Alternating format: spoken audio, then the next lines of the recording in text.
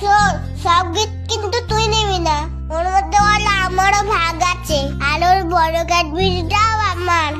সে পরে দেখবো খন। কেউ দেখছে না তো, ওই ফাঁকে একটু টেস্ট করি। দাঁড়া, এটা কি করছিস? আগে মোমবাতিটা তো নেভাই, কেকটা কাটি, তারপর তো খাবি। আর কতক্ষণ ওয়েট করবো? তাড়াতাড়ি ফু দে তা, খিদে পাচ্ছে তো। এই তুই ফু দিয়ে দিলি কেন রে?